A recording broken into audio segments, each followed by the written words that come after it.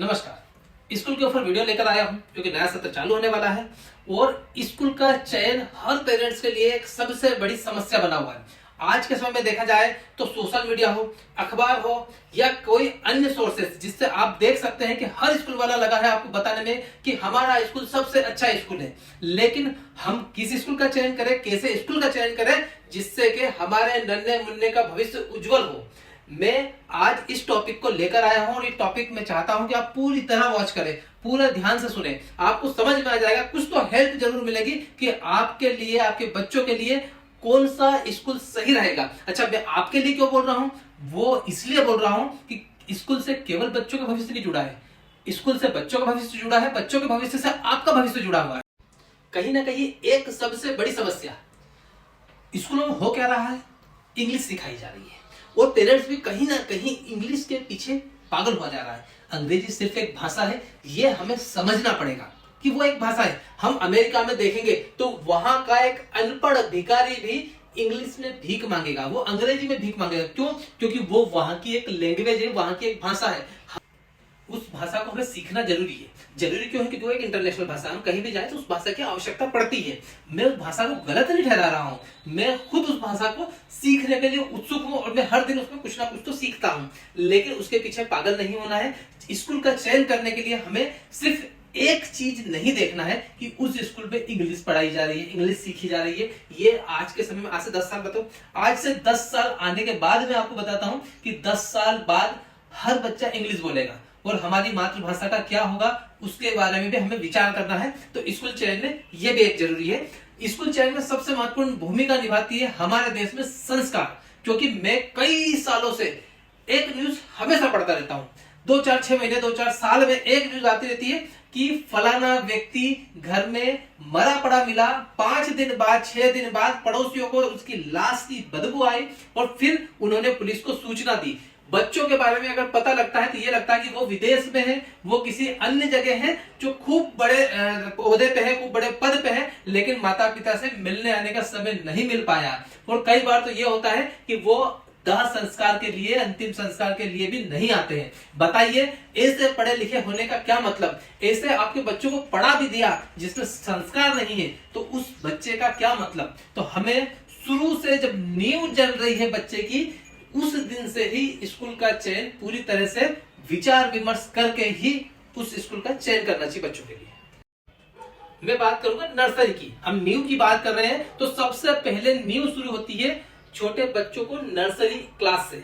अब nursery class में क्या होता है, अक्सर मैंने देखा गया है कई स्कूलों में बच्चा रोते हुए जाता है। पहला दिन बच्चा क्या गया, बच्चे ने माता पिता को छोड़ा तो वो क्या करेगा, बच्चा स्कूल में रोएगा। अब रोते समय बच्चा क्या पढ़ पाएगा? चलो पहले दिन हुआ, दूसरे दिन हुआ, 8वें दिन हुआ, 10वें दिन हुआ, जब तक बच्चा चुप होने लग जाता है, बैठना सीख जाता है। माता पिता भी चाहते हैं कि पहला साल तो बच्चा सिर्फ बैठना सीख जाए। अब सही मायने में क्या ये सही है?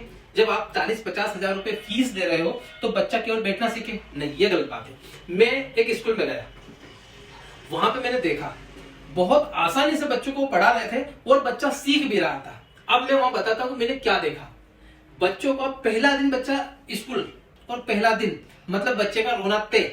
इस रोते हुए में बच्चे का स्वागत होता है, बच्चों को तिलक लगाया जाता है या बच्चों को अन्य एक्टिविटी द्वारा बच्चे का वेलकम किया जाता है। और उस स्कूल में वेलकम के बाद में वेलकम होता है ए फॉर एप्पल से। प्लास्टिक का एक हल्का सा एप्पल बनाया, 3 साल के गले में, 3 साल के बच्चे के गले में वो एप्पल डाल दिया। अब बच्चा क्या देख रहा है, मैं भी ए फॉर एप्पल, वो भी ए फॉर एप्पल, वो भी ए फॉर एप्पल, सारे बच्चे ए फॉर एप्पल। बच्चे के मस्तिष्क में वो ए फॉर एप्पल जम गया। अब बच्चा घर गया और रोते हुए मम्मी को बोला, मम्मी आज मुझे ए फॉर एप्पल बनाया था। मम्मी क्या पूछेगी, बेटा कैसा होता है ए फॉर एप्पल? तो बच्चे के मस्तिष्क में वो चित्र जमा हुआ है कि ए फॉर एप्पल कैसा होता है, तुरंत वो ए फॉर एप्पल बना के बताएगा। अब ना तो बच्चों को हाथ पकड़कर पेंसिल घुमा घुमा के बताने की आवश्यकता लगी उन्हें और ना ही बच्चों को बताना पड़ा। सिर्फ एक बार बोला गया, बेटा आज तुम्हारा नाम ए फॉर एप्पल है। ऐसे ही बी फॉर बॉल करा, सी फॉर कैट करा, डी फॉर डॉग करा। अब आप ये मान के चले कि इस प्रकार की पढ़ाई बच्चे के मस्तिष्क में जम गई। अनाराम भी उसने इन्होंने इसी पर। अब बात करते हैं कुछ और चीजों की, जैसे बड़े बच्चों को कैसे पढ़ाया जाए। अब सही बात तो क्या होता है, एक टीचर के पास होता है 40 से 45 मिनट का पीरियड। अब उसमें टीचर क्या करता है, कई बार होता है कि टीचर बोर्ड पे लिखा रहता है, ठीक है, बोर्ड पे समझाता है, बच्चा उसको रफ कॉपी में उतारता है, घर जाके फेयर कॉपी में उतारता है। होता यही आ रहा है, आज से कई साल से यही होता आ रहा है, आज तक होता आ रहा है। अब यहाँ थोड़ा सा स्कूल वालों को दिमाग लगाना चाहिए और आपको ये पूछना चाहिए, आपको बताना चाहिए कि आप इस प्रकार से पढ़ाएं जैसे मैं आपको बता रहा हूं। अब देखिए अब क्या हो रहा है, बच्चे का जो 45 मिनट का पीरियड है उसमें टीचर क्या कर रहा है, अब तक बोर्ड पे लिखाता जा रहा है, बच्चा कॉपी में कॉपी में उतारता जा रहा है, घर जाके फेयर करता जा रहा है। हमें लग रहा है बच्चा होमवर्क कर रहा है, लेकिन बच्चा तो स्कूल का वर्क कर रहा है। बच्चा अपना होमवर्क कब करेगा और बच्चा उसको रीड कब करेगा, याद कब करेगा, यहाँ बड़ी समस्या है। अब इस समस्या का एक परमानेंट सोल्यूशन हर स्कूल के टीचर्स को भी ये करना चाहिए। मैं इनको बता रहा हूँ, कुछ स्कूलों ने कर भी रखा है, मैं हर स्कूल का नहीं बोल रहा हूँ, लेकिन टीचरों को सबसे पहले हर एक क्वेश्चन के नोट्स बना के रखना चाहिए। वो नोट्स चाहे आप पेरेंट्स को दे दीजिए कि भैया पहले दिन बच्चे का कोर्स कंप्लीट 100% कोर्स कंप्लीट हो गया, बच्चा पेरेंट्स ने एडमिशन लिया या पुराना कोई बच्चा है, भैया पहले दिन 15 जून को स्कूल लगा, ये लीजिए आपके नोट्स मिल गए। अब बच्चे का क्या हुआ, लिखने का काम खत्म हो गया। लिखने के लिए क्या, उसको राइटिंग सुधारने के लिए, तेज राइटिंग करने के लिए रोज 1-2 पेज वो लिख सकता है, हिंदी इंग्लिश दोनों के। उस नोट्स से पहले दिन कोर्स कंप्लीट हो गया, टीचर पे बर्डन खत्म हो गया। अब टीचर क्या करेगा, सिर्फ लेक्चर द्वारा उन्हें समझाएगा। अब लेक्चर द्वारा समझने में बच्चों को जल्दी समझ में आता है, क्योंकि किसी स्टोरी के फॉर्म में टीचर समझाएगा और स्टोरी बहुत जल्दी बच्चों को समझ में आती है। बच्चों से अब कभी भी किसी मूवी की स्टोरी पूछो, पूरी A to Z सुना देगा, 3 घंटे मूवी पूरे ध्यान से सुन लेगा, पूरे ध्यान से देख लेगा। मतलब बच्चों को अगर स्टोरी के माध्यम से समझाया जाए तो बच्चा बहुत अच्छे समझेगा। अब ये सिखाने के लिए किसी बड़ी बिल्डिंग की आवश्यकता है, ये सिखाने के लिए किसी बहुत ज्यादा इंटेलिजेंट टीचर की आवश्यकता है नहीं, इसमें बस स्कूल वाले का थोड़ा सा दिमाग डालने की जरूरत है। अच्छा, इस प्रकार से और भी कई आइडिया है जो मेरे पास है और अन्य स्कूल वालों के पास भी है। तो मैं चाहता हूं कि जब भी आप स्कूल का चयन करें तो पहले स्कूल का HR विभाग देख लीजिए, क्योंकि टीचर का काम पढ़ाना है, लेकिन इंस्ट्रक्टर देना किसका काम है, उनके मुख्य HR विभाग का। तो वो आपसे संपर्क में रहते हैं, वही लोग आपको कॉल करते हैं, चाहे वो फीस के लिए कॉल करे, चाहे बच्चे की एजुकेशन के लिए फोन करे, वही लोग करते हैं। तो उन लोगों का टैलेंट आपको चेक करना है। आपको बिल्डिंग चेक नहीं करना कि कितना बड़ा इंफ्रास्ट्रक्चर है, कितना बड़ा उनके टीचर कितने अच्छे हैं। यार टीचर तो हर टीचर चाहता है इस दुनिया का कि भैया मेरे द्वारा पढ़ाया गया बच्चा किसी अच्छे पद पे पहुंचे और वो अपने मन से बहुत अच्छा पढ़ाता है। लेकिन स्कूल में उन्हें जो बताते हैं कि भैया आज तुम्हें ये पढ़ाना है, कल तुम्हें ये पढ़ाना है, वो रहता है उनका स्कूल का HR विभाग। तो उस पे आपका ध्यान और आपका फोकस पूरा उस पे होना चाहिए, किसी बड़ी बिल्डिंग पे, बड़ा इंफ्रास्ट्रक्चर पे नहीं होना चाहिए। अब बच्चा घर जाके जब वो क्वेश्चन उठाएगा तो उसने तो वो पूरी स्टोरी के माध्यम से पूरा सुन रखा है, मतलब वो क्वेश्चन का आंसर उसको बहुत आसानी से याद हो जाएगा, क्योंकि उसने तो पूरा सुन रखा है। अगर पूछ लिया जाए कि किसी मूवी में शाहरुख खान का नाम क्या था तो बच्चे बहुत आसानी से बता देंगे। ऐसे ही बस वही तो है, वो नोट्स में वही लिखा है कि उस चीज का नाम क्या है, और बच्चा आसानी से उसको पूरा पढ़ के याद कर लेगा, और याद नहीं कर लेगा उसको तो याद रह जाएगा, क्योंकि उसने स्टोरी के माध्यम से सुना है। बड़ी क्लासों में, मतलब आप मान के चले 10th में, 11th में, 12th में, 9th में, इन क्लासों में ये होना चाहिए। और ये होने से आपका बच्चे का जो माइंड है वो बहुत ज्यादा ऊपर जाएगा। बच्चा सिर्फ लेक्चर सुनने आया है स्कूल में, और बाकी काम वो घर करेगा। मतलब आपको होमवर्क करने की जरूरत ही नहीं पड़ेगी, आपको बोलने की आवश्यकता नहीं पड़ेगी बच्चा बेटा होमवर्क कर ले, क्योंकि उसने तो होमवर्क करके ही आया है। अब तो अभी तक तो वो घर पे लिखता था, अब घर अगर वो 2 घंटे की जगह 1 घंटे पढ़ रहा है तो उसको ज्यादा लाभ मिल रहा है। तो पहले तो हम ये भी जानकारी रखें किसी भी स्कूल में जाएं कि भैया आप नोट्स द्वारा पढ़ा रहे हो कि नहीं। अच्छा, इस नोट्स से एक और फायदा होगा क्या कि देखो किताबों पे क्या गवर्नमेंट अपनी सील लगा के देती है कि भैया इतने की किताब है, ताकि उसमें दुकान वाला कोई धांधली नहीं कर सकता। धांधली सबसे ज्यादा कहाँ होती है, बोतल पे होती है, टिफिन पे होती है और कॉपियों पे होता है। अब ये जो नोट सिस्टम है उससे क्या होगा, कॉपियों की जो धांधली है वो खत्म हो जाएगी, क्योंकि आपकी कॉपियों की जरूरत पड़ेगी नहीं। एक आध बुक्स की अगर आवश्यकता पड़ी तो वो खरीद लीजिए, एक आध जो रजिस्टर है वो खरीद लेंगे, लेकिन हमें एक बड़ा आर्थिक लाभ भी मिलेगा। ये लाभ भी उस स्कूल में हो जिस स्कूल में आपका बच्चा पढ़ रहा है, इस बात का भी आप विशेष ध्यान दें।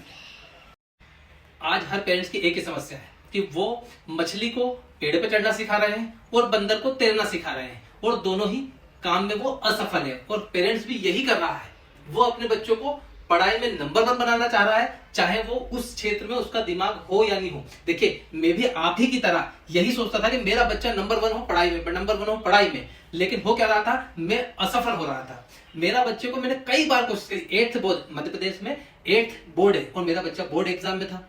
उसकी क्लास की सबसे चंचल बच्चा था, मतलब पढ़ाई में बिल्कुल 0 था। लगभग हर सब्जेक्ट में उसके एक औसत नंबर होते थे पास होने इतना। मैं परेशान रहने लगा, मैंने सुबह 5 बजे उठाने की कोशिश करी लेकिन असफल रहा। कई बार सुबह 5 बजे उठाया उसको और वो बस आंख मसलते हुए आता और वापस सोफे पे सो जाता, लेकिन पढ़ने का नाम नहीं लेता। एक दिन स्कूल से फोन आया कि सर आपके बच्चे गेम्स में भाग लेने की बोल रहा है, लेकिन वो 8th बोर्ड में, क्या मैं उसको भाग लेने दूं? मैंने कहा भैया बिल्कुल आप उसको पार्टिसिपेट करने दीजिए, शायद वो उसमें ठीक हो जाए। और हुआ बिल्कुल यही, मेरा डिसीजन बिल्कुल अच्छा था। वो सबसे पहले तो जो जिला लेवल पे, डिस्ट्रिक्ट लेवल पे उस मैच को जीता, फिर वो एमपी लेवल पे, मेरा जो स्टेट है वो एमपी है, एमपी लेवल पे वो उस गेम्स में नंबर बनाया। अब मैं समझ गया था कि बच्चों को पढ़ने के लिए नहीं कहना है, क्योंकि सुबह उसकी प्रैक्टिस होती थी, 6 बजे ग्राउंड पहुंचना था, 6:05 पे भी ग्राउंड से उसको बाहर कर दिया जाता अगर वो 5 मिनट भी लेट होता। इसलिए वो बिल्कुल सुबह 5:30 बजे उठ के अपना रेडी होता और अपने मन से वो ग्राउंड पहुंच जाता था। मतलब वो उसके मन का काम था, और अगर बच्चे के मन का काम कराया जाए तो बच्चा नंबर 1 जरूर आए। तो आप ऐसे स्कूल का चयन करें जिसमें तमाम प्रकार की फैसिलिटी हो, तमाम प्रकार के गेम हो। तमाम प्रकार से मेरा मतलब कि हर एक स्कूल में 4-5 गेम हो, म्यूजिक की व्यवस्था हो, ताकि बच्चा उन चीजों में अगर उसकी रुचि है तो वो उस क्षेत्र में सफल हो सके। हर बच्चा पढ़ाई में सफल हो ये मैं भी नहीं चाहता हूं। क्यों? क्योंकि अगर हर बच्चा सफल हो गया तो क्या होगा, बहुत गड़बड़ हो जाएगी। ये संभव ही नहीं है कि हर बच्चा पढ़ाई में नंबर 1 हो। आप कृपा करके बच्चों पे अत्यधिक प्रेशर ना डालें अपने स्टेटस के लिए। क्या होता है, पेरेंट्स का एक अपना स्टेटस होता है कि पड़ोसी का बच्चा अगर फर्स्ट आया है, उसके अगर 80% आया, उसके अगर 90% आए तो मेरे बच्चे के भी आए। नहीं, ऐसा नहीं है। अगर उनके बच्चे के 80% आए तो आपका बच्चा क्रिकेट में ट्रॉफी लेके आ जाएगा, आपका बच्चा वॉलीबॉल में ट्रॉफी लेके आ जाएगा, आपका बच्चा स्विमिंग में ट्रॉफी लेके आ जाएगा, या किसी भी गेम्स में ट्रॉफी लेके आ जाएगा, तो आपका नाम ऊंचा हो जाएगा। आप बच्चों को सिर्फ एक जगह प्रेशर ना करें प्लीज।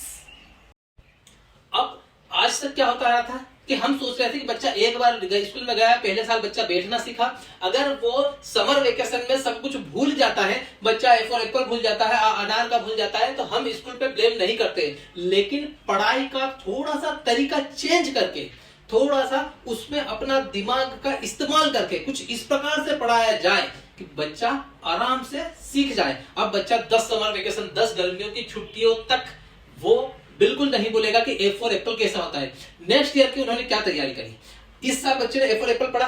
अब अगले साल जो नेक्स्ट ईयर बच्चा आया एलकेजी में, अब क्या करा उन्होंने 10 एप्पल रख दिए और बच्चों से कहा जिसको ए फॉर एप्पल आता है बनाना, वो यहाँ पे ए फॉर ए बनाए और एप्पल अपना उठाकर ले जाए, खा सकता है। अब बच्चे का क्या आया, तुरंत उसको ख्याल आया कि ए फॉर एप्पल वैसा होता है, उसने तुरंत ए फॉर एप्पल बनाया, अपना एप्पल उठाया ले गया। जिस बच्चे को नहीं आता है, जिस बच्चे को नहीं आता वो भूल गया, वो तुरंत घर जाकर बोलेगा मम्मी मुझे ए फॉर एप्पल करना सिखाओ, वो ए फॉर एप्पल कैसा बनाते हैं, कैसा दिखता है, क्या होता है, मम्मी उसको सारी चीज बताएगी। अब माँ ने सारी चीज बताई। अब अगले दिन के लिए होमवर्क रहता है कि बी फॉर बॉल कैसा होता है, बच्चे आपको बॉल दी जाएगी। मतलब अब होमवर्क माता पिता को कराने की आवश्यकता नहीं रहेगी, बच्चा खुद अपनी उत्सुकता से वो बी फॉर बॉल भी सीख के आएगा। सी फॉर कैट का टेडी बियर अगर उसको चाहिए तो वो सी फॉर कैट भी सीखेगा, डी फॉर डॉग का टेडी बियर चाहिए तो डी फॉर डॉग भी सीखेगा। मतलब पढ़ाई में थोड़ा सा दिमाग लगाया और बच्चा आसानी से सीख गया। मतलब 26 दिनों में बच्चा A for apple, B for ball, C for cat सब सीख जाएगा। 52 दिनों में बच्चा अनाराम, इमली, ईख ये भी सीख जाएगा। अब यहां तक हमने बात करी स्कूल की, लेकिन अब एक ऐसी बात करने जा रहा हूं मैं जिसमें आपका और हमारे बच्चों का पूरी तरह से लाभ है, लेकिन वो समस्या महत्वपूर्ण है जो दूर करना मुश्किल होती जा रही है हर पेरेंट्स के लिए, और वो समस्या है मोबाइल। मोबाइल पेरेंट्स के हाथ से बच्चों के हाथ में गया और बच्चों के हाथ से वापस मोबाइल लेना एक मुश्किल समस्या हो रही है। और ये समस्या कितनी जटिल हो गई है, हम रात दिन सुनते आ रहे हैं कि मोबाइल की वजह से कोई बच्चा तो कूद रहा है कहीं से, तो कोई बच्चा पागल हो रहा है, कोई दिमागी संतुलन खो बैठा है। और अब हम बच्चों से मोबाइल लेने में असमर्थ महसूस कर रहे हैं क्योंकि बच्चा छोटा है तो अति जिद करता है। इसका एक परमानेंट सोल्यूशन मुझे कुछ दिन पहले ट्रेन के सफर में मिला। मैं उस ट्रेन से सफर कर रहा था, करीब 3 से 4 घंटे का मेरा सफर था। सामने कुछ लोग बैठे थे, उसमें एक महिला और उसकी छोटी सी बच्ची बैठी थी। बच्ची लगातार कॉमिक्स पढ़ रही थी, कुछ बुक्स से पढ़ रही थी, कई चहलकदमी कर रही थी, लेकिन मोबाइल नहीं मांग रही थी। बाकी अन्य लोग जो बैठे थे साथ में, उनके बच्चे मोबाइल के लिए रो रहे थे। खाना खाते समय मोबाइल नहीं दो तो बच्चा रोता था। अब जब मैं 3 घंटे बीत गए, मुझे रहा नहीं गया और मैंने उनसे पूछा कि भाभी जी आपने ऐसी कौन सी गुट्टी इस बच्ची को पिलाई कि मोबाइल को इसने हाथ तक नहीं लगाया, इसने आपसे एक बार नहीं बोला कि मम्मी मुझे मोबाइल दीजिए। तब वो महिला ने बोला कि भाई साहब आप सिक्के का एक पहलू देख रहे हो। और वो पहलू है कि बच्ची ने मोबाइल को हाथ नहीं लगाया और लगातार बुक्स पढ़ रही है। लेकिन आपने दूसरा पहलू नहीं देखा कि इस 3 घंटे में मैंने मोबाइल को छुआ तक नहीं, यहां तक कि अपने बैग से बाहर भी नहीं निकाला, और मेरे हाथ में भी 3 घंटे से बुक्स है, चाहे मैं पढ़ूं या ना पढ़ूं। जिस प्रकार से आप सिगरेट का सेवन नहीं करते हैं बच्चों के सामने, ड्रग का सेवन नहीं करते हैं बच्चों के सामने, कोई भी वो गतिविधि नहीं करते हैं जिसका बच्चों पे गलत प्रभाव पड़े, आप वैसे ही मोबाइल का यूज ना करें बच्चों के सामने, या करे तो ना के बराबर। कोई अर्जेंट काम हो उसको छोड़ दिया जाए। आप जैसा करते हैं बच्चा वैसे ही सीखते हैं। आप बच्चों के सामने बुक्स लेके बैठे, चाहे आप ना पढ़े, तो बच्चा खुद ब खुद बुक्स लेके बैठ जाएगा।